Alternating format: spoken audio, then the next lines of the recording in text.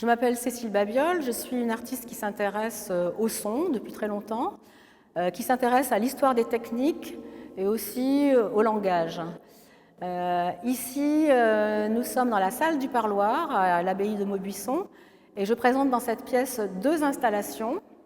Une première dans laquelle je suis qui s'appelle Bzz, le son de l'électricité, et une deuxième un peu plus loin qui s'appelle Copy That.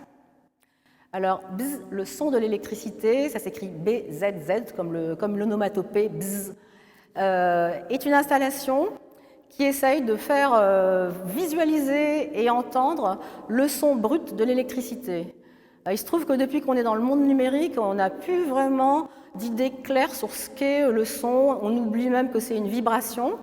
Et donc j'ai fait cette installation pour rendre hommage au son brut de l'électricité, au son analogique de l'électricité. Et j'ai donc fabriqué une sculpture sonore qui est avant tout une sculpture de câbles électriques qui montre le trajet des électrons dans les fils depuis le centre, qui est un générateur de fréquences, jusqu'au haut-parleur, en passant par un faisceau de câbles qui forme comme une espèce de voûte, un peu en écho d'ailleurs à la salle du parloir avec son grand pilier central. Et donc ces câbles qui transmettent l'électricité des générateurs vers les haut-parleurs. Les générateurs, j'ai fabriqué des générateurs très très simples, un peu primitifs, avec quelques composants électroniques très bon marché.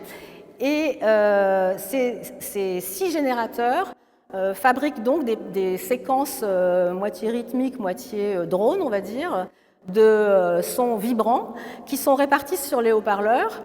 Ce qui fait qu'on est environné par des vibrations à chaque fois différentes et que j'invite le public à se promener d'un haut-parleur à l'autre et d'entendre les frottements des fréquences comme ça qui sortent des haut-parleurs, qui d'ailleurs font vibrer les membranes, qu'on peut voir vibrer, ce qui fait qu'on peut voir et entendre le son d'électricité.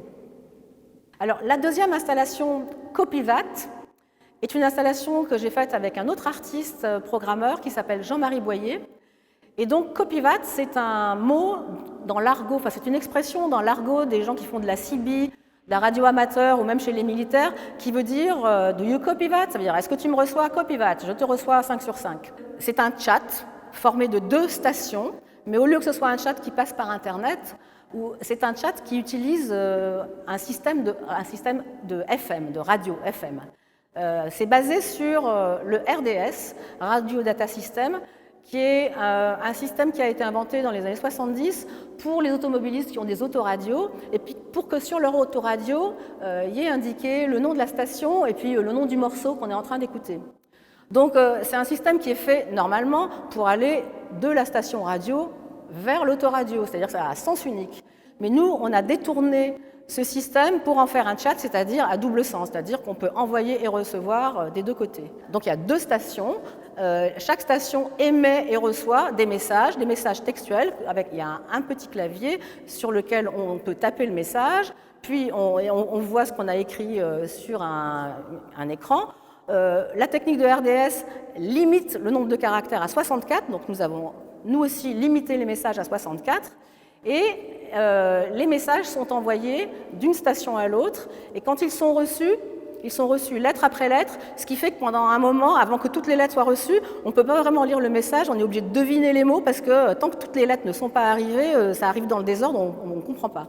Et cette espèce d'imperfection signe en quelque sorte l'indice de la technique utilisée. Donc il y a un émetteur, un récepteur, nous avons fabriqué des antennes en cuivre, des caissons, des pupitres, et ça fonctionne à une distance de 20 mètres environ, c'est la portée de l'onde radio.